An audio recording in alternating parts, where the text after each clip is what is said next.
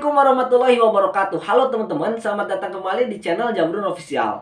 Channel yang akan membahas berbagai hal, kisah, sejarah, biografi tokoh, tragedi, peristiwa, serta aktivitas dan kegiatan lainnya tentunya yang terjadi di negara kita tercinta di Indonesia. Dan pada video kali ini kita akan membahas terkait dengan matinya TV analog.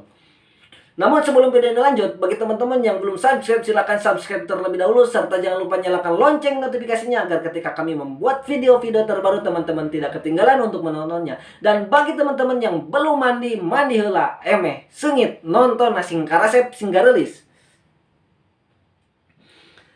Oke teman-teman, beberapa hari terakhir ada kebijakan pemerintah yang cukup menggemparkan kaum emak-emak dan bapak-bapak, di mana TV analog itu harus dimatikan, dan istilah saya menggunakan suntik mati TV analog karena memang TV analog akan dimatikan secara paksa.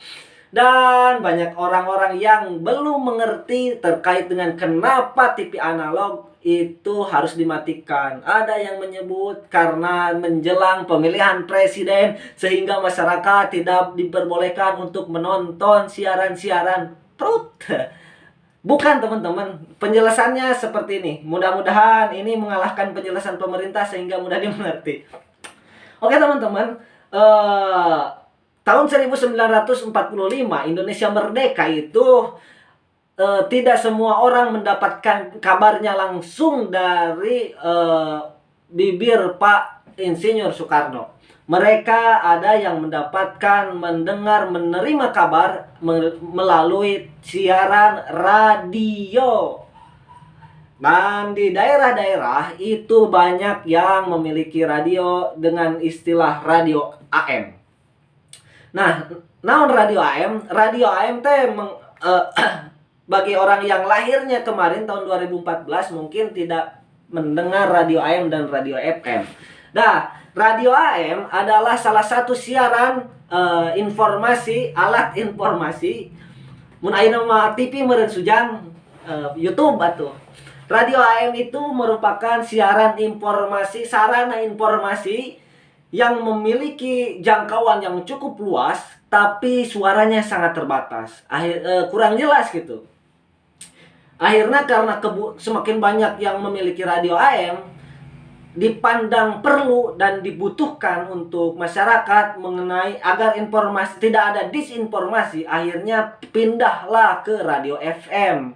Nah, radio FM ini memiliki frekuensi yang sangat jelas, suaranya yang jernih, kemudian mudah dimiliki oleh siapapun. Namun ada satu kelemahan, yaitu jangkauannya terbatas, hanya wilayah per wilayah.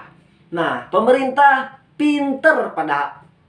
cerdas pada perkara ini.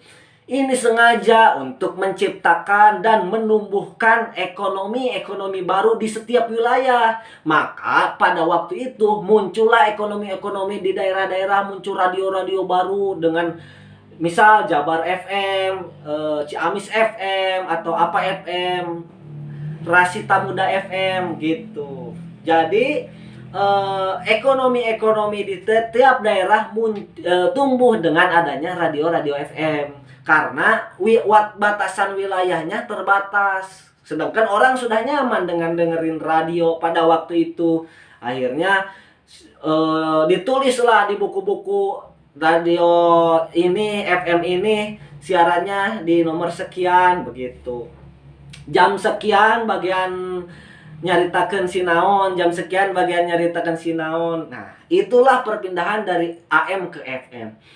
Karena perubahan ini dibutuhkan, kemudian teknologi terus semakin berkembang, akhirnya orang berpikir bagaimana caranya agar suaranya tetap jelas, frekuensinya tidak terbatas, wilayahnya semakin luas. Maka tumbuhlah yang disebut dengan radio digital. Radio digital ini mengalahkan radio AM, mengalahkan radio FM, karena radio digital tidak terbatas oleh wilayah dengan suara yang tetap jernih. Dan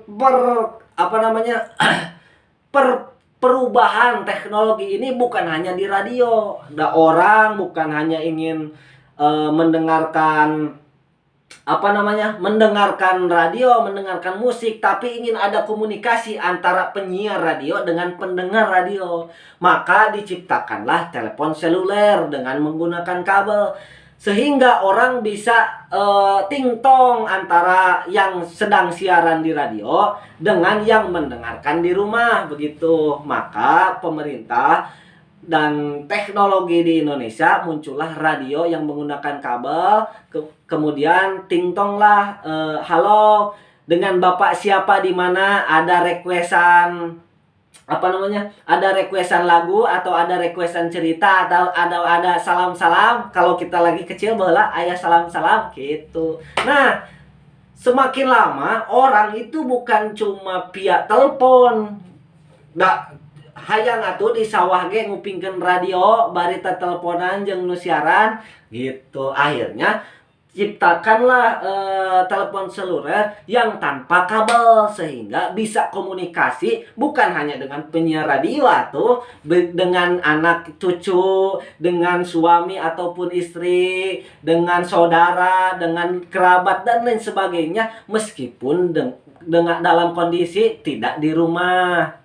Akhirnya diciptakanlah telepon seluler yang tanpa menggunakan kabel, sehingga Pak Udin dan Pak Marcel bisa berkomunikasi meskipun sedang dalam kondisi di sawah, meskipun dalam kondisi di perjalanan, karena telepon sudah tidak menggunakan kabel.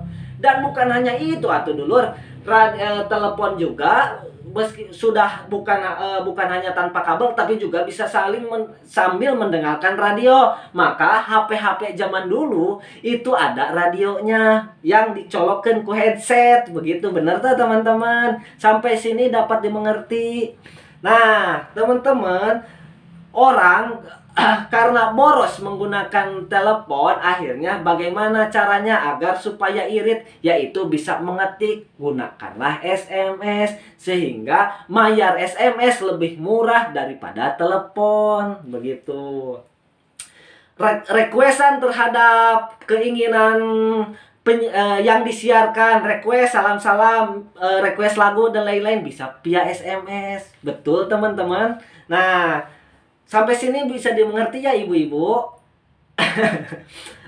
Terus karena kebutuhan masyarakat, kenyamanan terhadap hiburan, kemudian pertumbuhan ekonomi juga, yang jualan radio, yang jualan telepon semakin banyak, akhirnya muncullah perubahan baru di bidang teknologi. Bukan hanya bisa menelepon, bukan hanya bisa SMS-an, tapi juga masyarakat bisa melihat langsung siapa yang sedang siaran, siapa yang sedang liburan. Ya, itu disebut dengan istilah 700 MHz, atau istilah kita dikenal dari istilah 700 MHz inilah muncul televisi analog. Mamah bisa ningali TV saha nu keur siaran teh.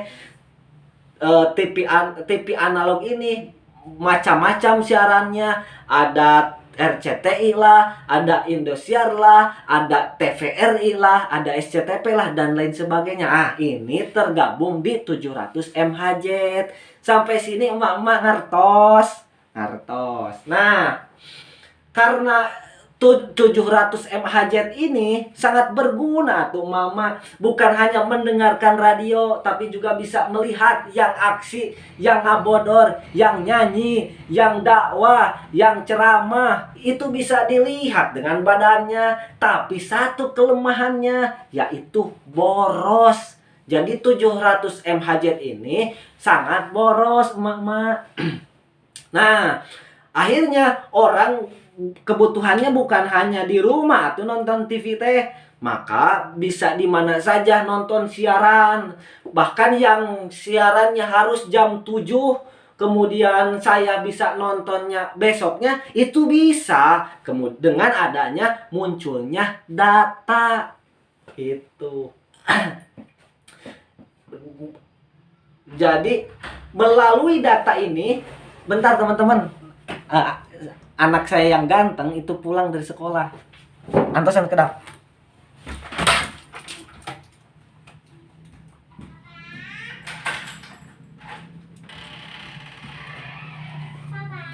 Ya, bentar ya.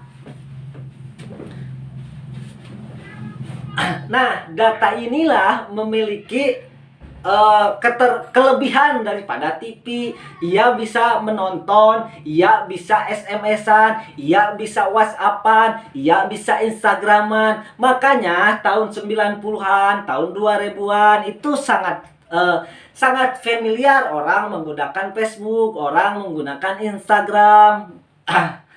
Orang menggunakan Google karena bisa melihat siaran yang disiarkan kemarin, ditonton ulang. Kan kalau TV mah nggak bisa begitu atau ibu-ibu. TV hanya menyiarkan waktu yang sudah ditentukan. Jadi ketika ibu ketiduran, maka tidak bisa nonton Andini. Andin tak apa, saya mah tak nonton. Bapak-bapak ketika ingin melihat bola ketiduran jam 3 Madrid menang atau sebaliknya Barca eleh salah, dibalik, Barca eleh atau Madrid menang soro-soro elehnya ente. Saya bukan pecinta Madrid. Bapak-bapak ketika ingin nonton bola kemudian ketiduran. Nah, dengan adanya data ini bisa ditonton ulang gitu. Sampai sini bisa dimengerti ya mudah-mudahan. Nah, dari situlah data semakin banyak digunakan, akhirnya aya istilah lelet, lola, atau bahasa orang nama loading, ngelod. Nah, akhirnya data pun memiliki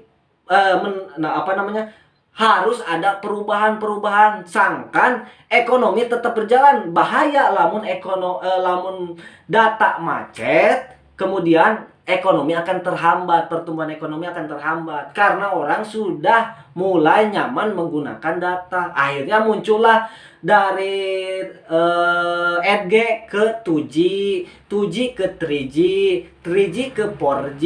Nah, sekarang mau pindah ke 5G begitu. Nah, perpindahan inilah yang sekarang mencoba untuk diterapkan karena tadi sudah sudah disampaikan bahwa 700 MHz ini memiliki keborosan yang cukup luar biasa. Akhirnya pemerintah menciptakan satu alternatif, satu sarana agar pertumbuhan ekonomi cepat berkembang dengan istilah naon, ekonomi digital. Nah, ekonomi digital ini masyarakat, kita semua harus bisa mempersiapkan nantinya itu ketika ekonomi digital tumbuh, di sana akan ada sekali banyak tumbuh YouTuber, Instagramer, kemudian gamer, kemudian live streaming, kemudian cloud, dan lain sebagainya. Sehingga kebutuhan tentang data ini emeh lelet atau cek urang mah. Nah, nu ieuna dikurangan TV analogna, digantilah menjadi TV digital. Begitu teman-teman. Dengan harapan mudah-mudahan Indonesia 100 tahun pasca kemerdekaan dari 1945 ke 2045 itu menjadi Indonesia maju. Nah, kalaulah data ini semakin hari leletnya semakin minta ampun, maka pertumbuhan ekonomi digital ini akan terhambat begitu teman-teman. Makanya ibu-ibu yang suka memasak, masaklah sambil nge-YouTube, diposting di YouTube biar ibu dapat penghasilan. Bapak-bapak yang suka macullah sambil nge-YouTube biar maculnya juga dapat penghasilan. Bapak-bapak yang suka nelayan, layanlah sambil nge-YouTube, kemudian di-upload di YouTube biar YouTube-nya nelayannya jadi dapat penghasilan. Kenapa demikian? Karena memang di ekonomi digital ini memiliki potensi pertumbuhan ekonomi, memiliki potensi pendapatan yang sangat besar, bisa sampai ribuan triliun, bukan hanya untuk pribadi tapi untuk negara. Nah, negara membaca ini peluang yang cukup besar. Jadi sekarang banyak orang yang live di YouTube, yang live di Facebook, yang live di Instagram karena sudah